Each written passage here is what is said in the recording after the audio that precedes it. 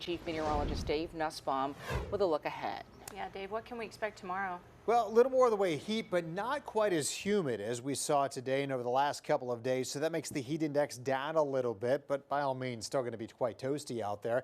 Mainly clear downtown from our BJCC camera right now. 83 degrees there, dew point 72. Heat index still 88 at this hour. Around the area, 79 Tuscaloosa. After you got some much needed rain there. Same for Mountville, Demopolis at 80. Same for Carrollton, 77 over in Daga right now. So we do have some cooler temperatures, if you will, compared to where we've been. But the heat index still 88 from Birmingham to Alabaster, 90 in Brent, 85 Moundville, 90 over in Fayette. So those that are not picking up any rain today still feeling the heat out there. Most of us pretty quiet. Live look at radar, but we go down to Greene and Hale counties here. Utah area getting some much needed rain, working its way toward the Boligi area, Tishobe, Braggville, Forkland area. All of these regions getting a little bit of some of that rain. And we'll time them out here for you here. Not moving too fast, nothing too significant. A nice downpour for your lawn, which is very welcome, right? For many of us, since it's been fairly dry. Gets to Braggville around 10:21, Boligi around 10:24. You'll see those storms moving on in. Mount Hebron there at 10:30, over toward Brewersville around 10:40, Livingston area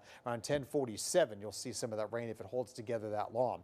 Rest of us, we are dry right now, and as we go forward here throughout the rest of the night, outside of those showers there, not much really happening overnight. Lower to middle 70s when you wake up. Very muggy tomorrow morning. By the afternoon, we'll start seeing a few thunderstorms, a little less coverage of rain tomorrow, mainly to the south, and you'll see some of these pushing through by 7 o'clock in the evening. Birmingham, Alabaster, Clanton potentially here. So model number gives you an idea of where the rain could be, not exactly where it's going to be. That'll taper off by Thursday night. Now looking ahead, tomorrow won't be as hot or humid. Same thing for the afternoon hours tomorrow, but Friday a little more humid, all thanks to our coastal low. But then we're going to deal with this stronger or more dangerous heat wave potentially as we head into the beginning part of next week.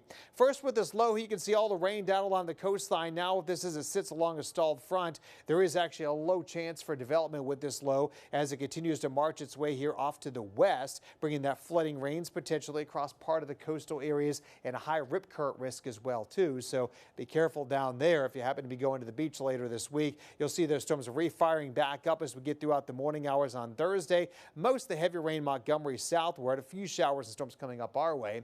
But as we head into your Friday, looks like the southerly flow gets here and looks like we'll have a little better chance of some rain building up across central Alabama as more humid air comes back into play.